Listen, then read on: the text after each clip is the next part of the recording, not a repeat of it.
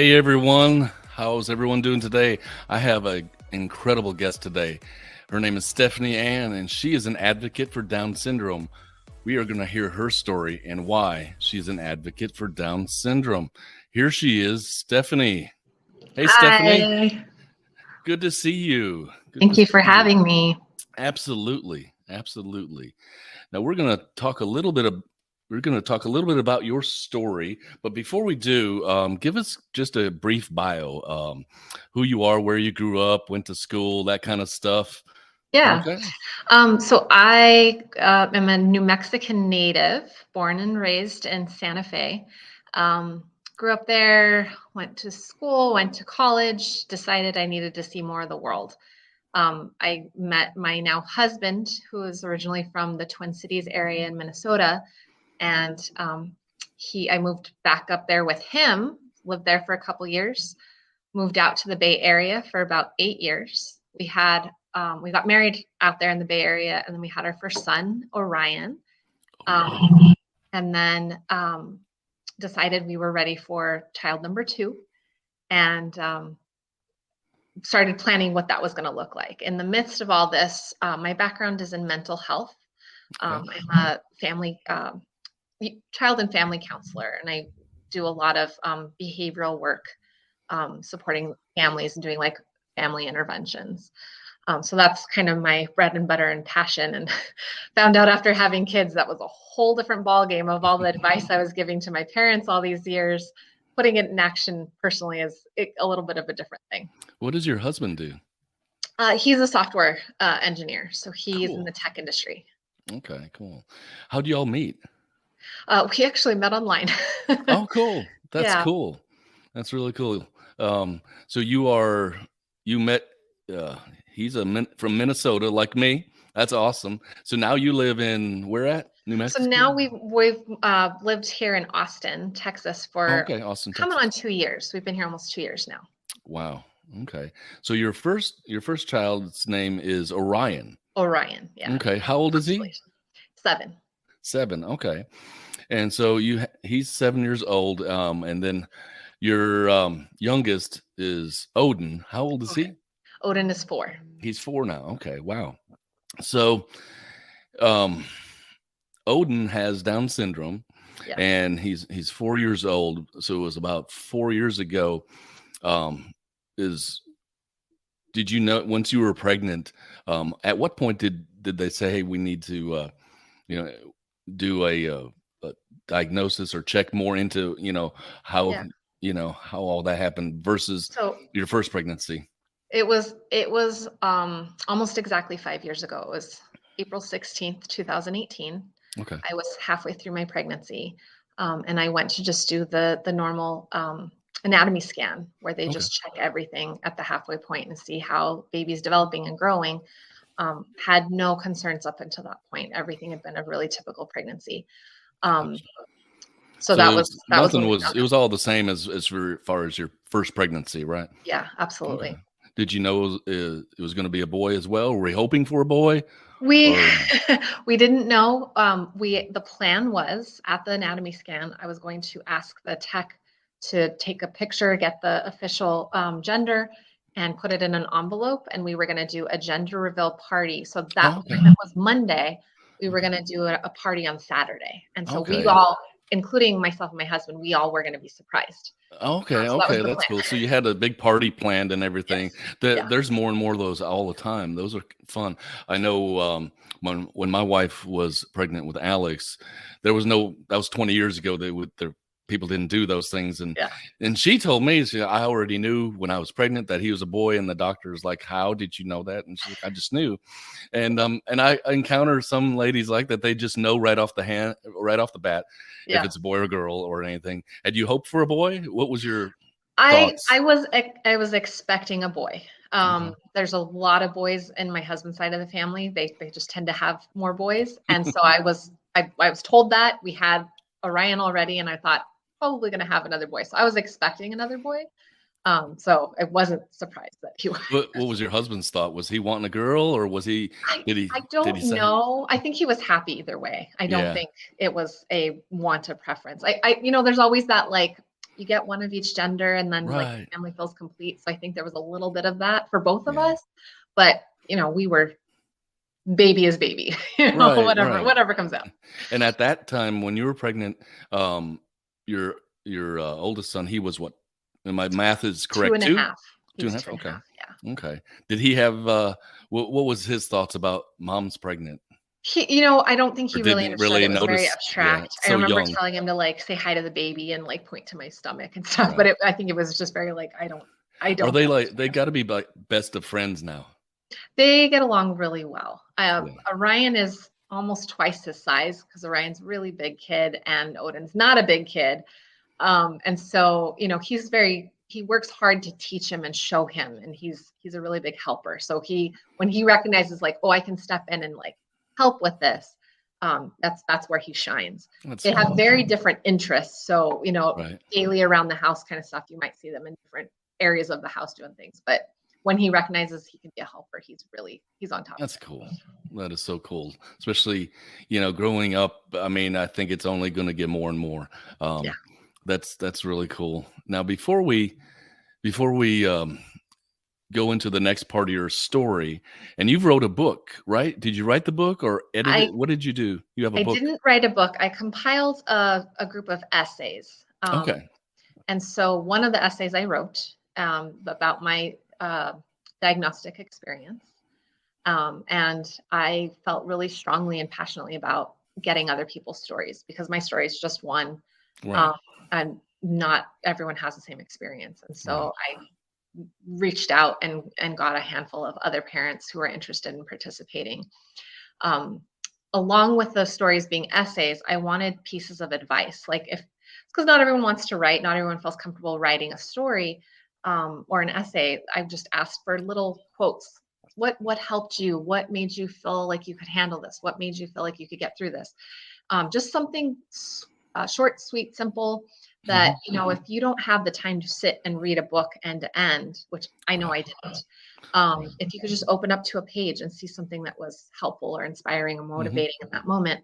So I got, 20, 30 quotes as well, sprinkled throughout the book to kind of add to the fullness of the book. Okay. So you compiled all these stories along with your own and just brought it to a publisher and say, here?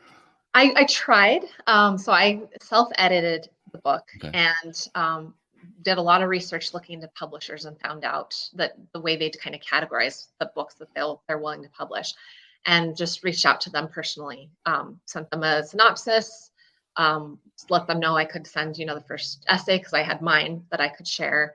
And we got, I think 3 no's. I sent to like 8 different publishers. So I didn't hear back from the majority of them, but 3 of them responded and said it was a great idea. They just they were going to pass. They weren't interested.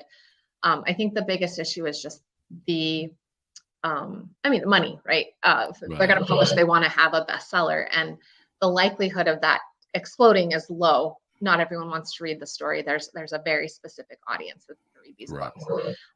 So I went the route of self-publishing through Amazon because I wanted the book out there. And Amazon actually has a really neat program where if you're willing to put the time and effort, it's a lot of time and effort, but if you're willing to put it in, they publish it for you.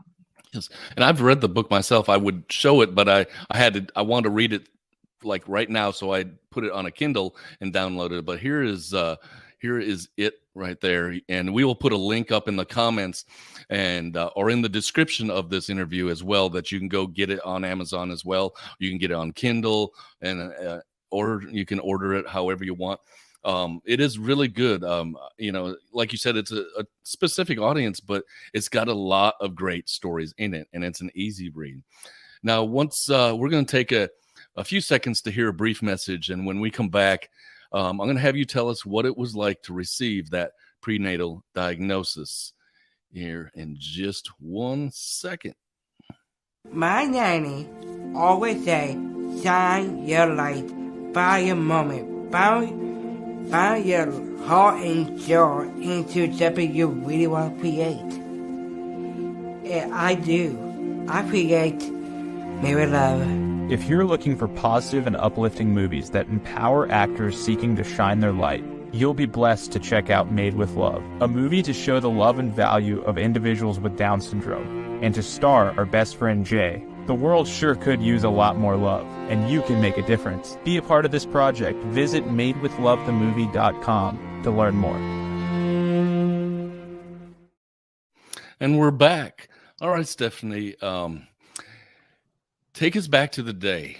And if you want to hear more stories like this, check this book out. But take us back to the day that you're in the doctor's office, and don't leave out any feelings. Try to, what you felt, the whole process, things that your husband maybe, felt as well. Take us back to that day that you started experiencing all this. Sure.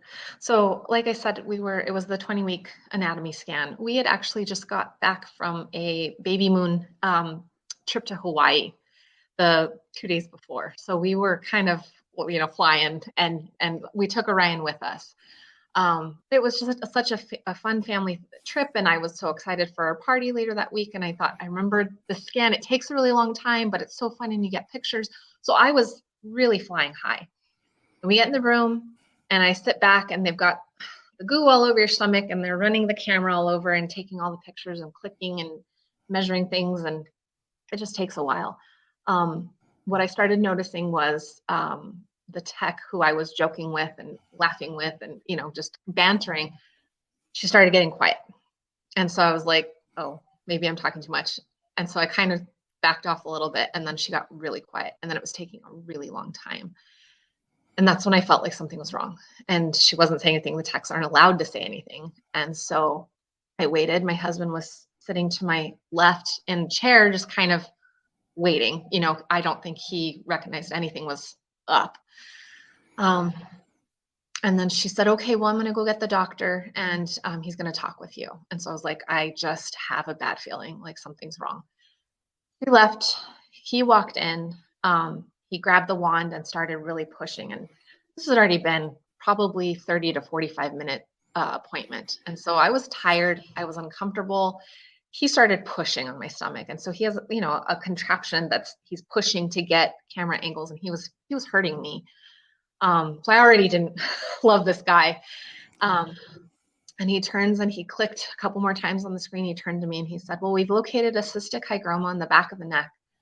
And this is consistent with Noonan syndrome, Turner syndrome, or Down syndrome. And that was my introduction. And so I froze and said, what does that mean? What is a cystic hygroma?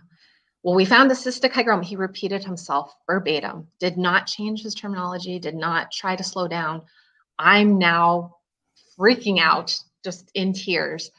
And there was no human response and reaction to, this isn't going well. Let me change my approach. Let me connect with you. It was, no, I'm delivering you this information.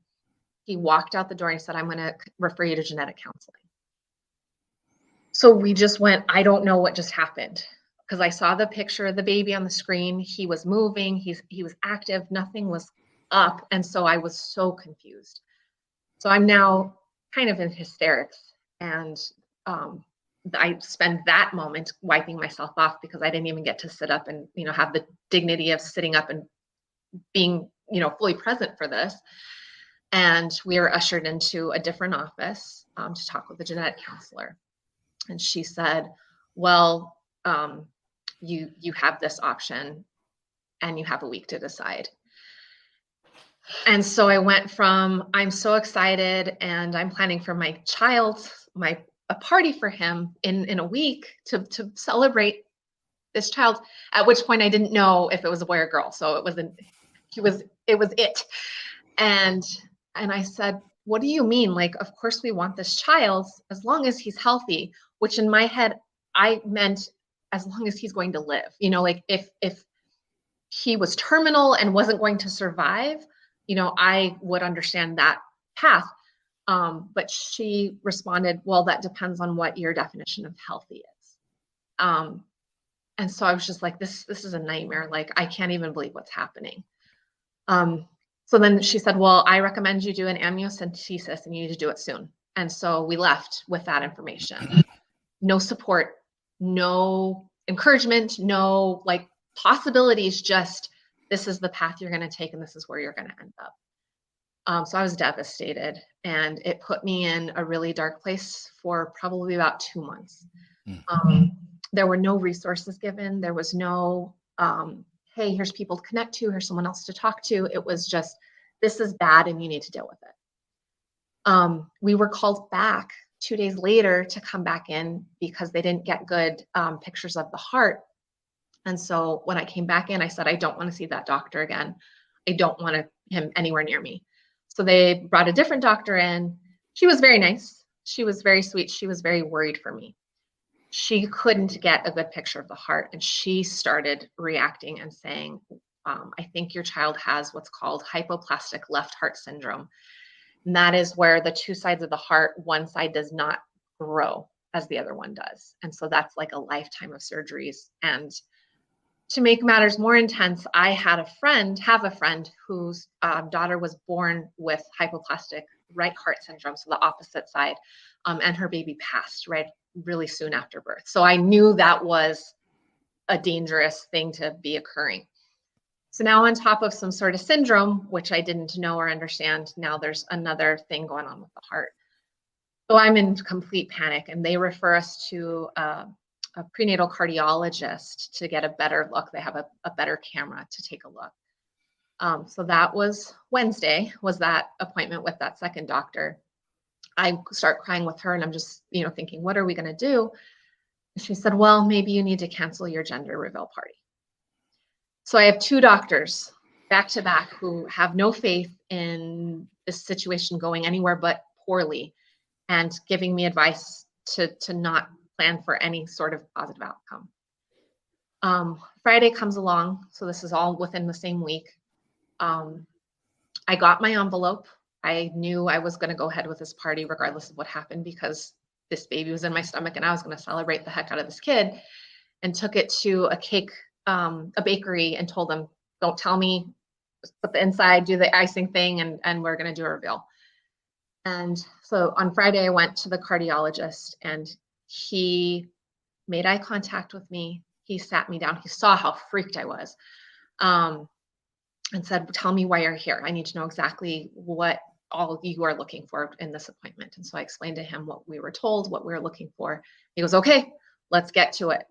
Laid down, did the whole jelly on the belly thing, and looked, and he goes, okay, I have a lot more tests to run. I have a lot more to look at. He said, but I need to let you know your baby's heart is fine.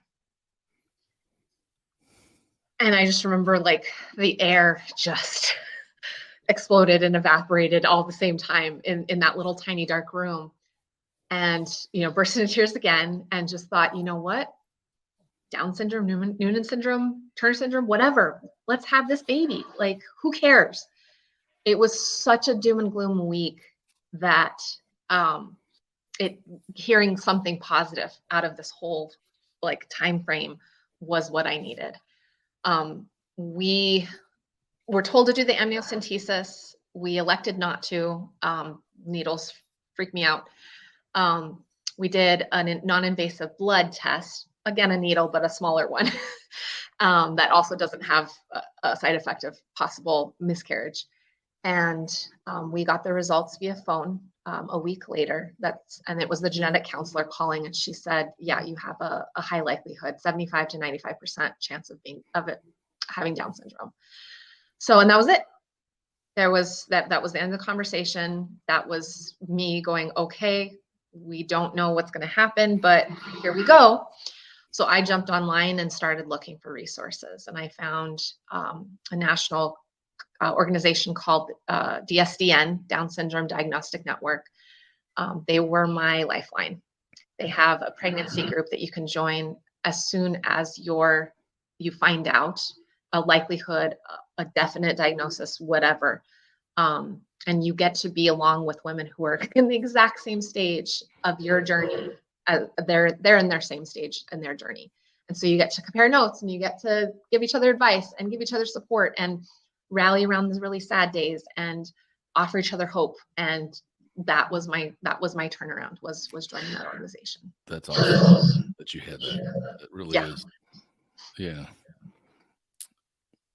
So you had that was your turnaround. You basically got involved in a community of people that had that same experiences and stuff, Yeah. or Yeah. Well, and just in the same stage of life, they were pregnant oh, with it wow. was other mommies that had just received a diagnosis or a likelihood and wanted a community to connect with. They wanted someone What else to is the do you know the name of that one? You said, is it a website that you It's went well, to? so it's a web. There's a website, so it's Down Syndrome Diagnostic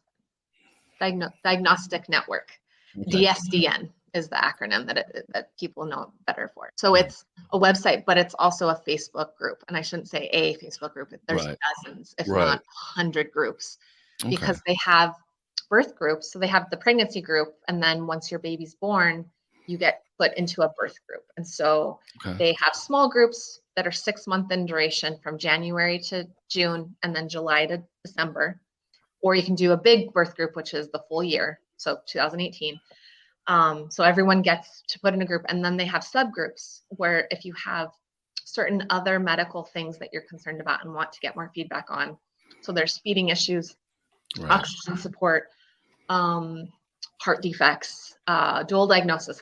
There's probably 30 or more subgroups. It's a Wow. really amazing organization. We're going to put a link to that in the description too. I'll put a link to that. That sounds like, I know there's a lot of resources, and if any of you are watching me on Facebook, I'm going to be compiling a list of resources in a special album on my Facebook page. And I know you have many yourself, but just for people that are watching this and need a resource, need somewhere to check things out. If there's also, if there's a mom right now watching this that is pregnant and has had a diagnosis or what some would say soft markers for Down syndrome, and she's watching this, what would you tell her right now if she's really unsure about what's going on and what to expect and what to do? What would you tell her? First and foremost, that any and all feelings you have are valid. They're okay. There's so much guilt that's tied to this because moms, are supposed to just love and protect and care and be so excited. And when you're dealt a hand of an unexpected diagnosis, some of that happiness goes away. There's a really beautiful essay out there called Welcome to Holland. I'm not sure if you're aware of that one, but that's another really good resource to share, Okay. where it's just talking about the journey of expecting life to be a certain way and then the rug gets pulled out from under you. Yeah. But first and foremost, I would say all feelings are valid, regardless of how big, scary, worrisome. Even, there's some moms that have shared that they didn't have any of those fears. They just said, I'm going to be fine and my baby's going to be great and everything's going to be awesome. And I think that's amazing. So any of the feelings are valid. The other piece that I would really highly recommend is to find support, find your people, whether it's your immediate family who are going to be there for you and with you 100% of the way, or connecting to a local organization. So there's the DSDN, which is a virtual, it's nationwide, but it's really worldwide. They support families all over the world. The next level that you need is someone that's nearby, someone that's in not necessarily your neighborhood, but in your community. That's a place, they have local orgs in every major city in the US that run activities and meetups and check-ins, and they do gift baskets, welcome baskets, and they just do lots and lots of things for the community. And it's all the way from baby being born to the child transitioning to adulthood and beyond. There's just lots of supports and resources within those local orgs that know and have been around in their immediate area, so they know what's available out there, and they'll connect the families in an amazing way. And what else would you say to not just the moms, but if a dad and mom is watching this, or a mom says, "Here, husband, here, honey, watch this." What would you say to the husband or dad that doesn't know what to do or say as well, and they're both confronted with this news? Yeah. What would you say to him? It's interesting because my husband and I had pretty dramatically different responses and kind of processing. I was focused on the here and now. Is baby going to survive? That was where my head went. his head went to what's gonna happen in the future. What is the child's future gonna look like? What is our future gonna look like? What do I need to prepare for? And I've heard that's really common. That's not true for every family story, but it's really common that there's kind of a divide in, what our jobs are, what our roles are within the family, of where your mind goes. And so I think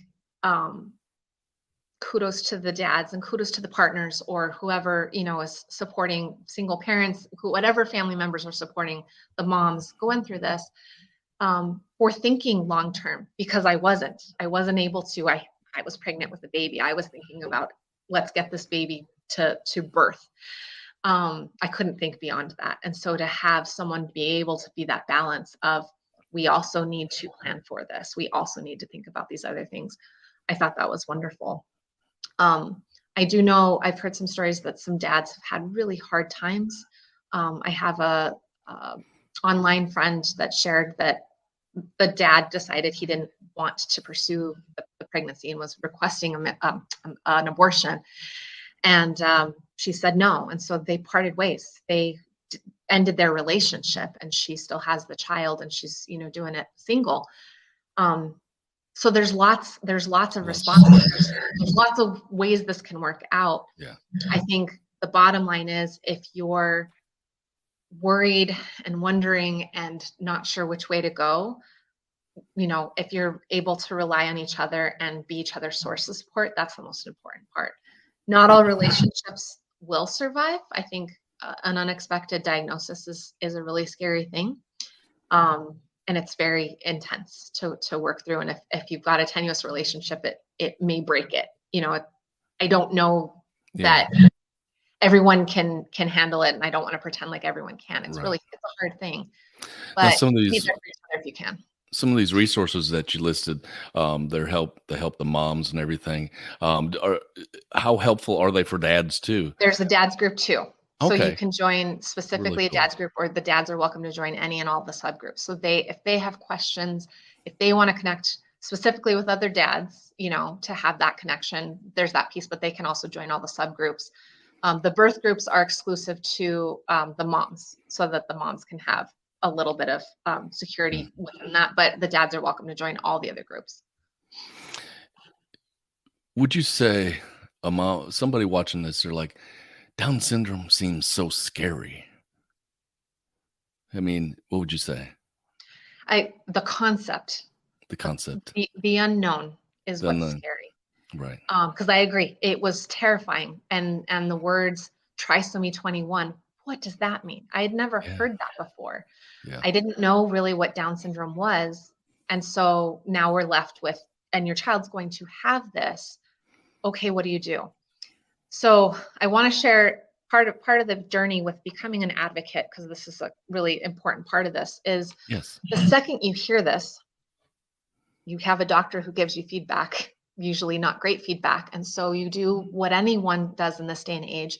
You go to Google, you look it up, you try and gather resources, information. And 5 years ago, there were some really horrific pictures and images and really outdated information that lived in Google if you searched Down syndrome. And so a year ago, I was kind of made more aware of that, because people kept saying, I would still have these horrible experiences. Don't Google, don't look online, don't research. You're going to find awful things that will be more scary.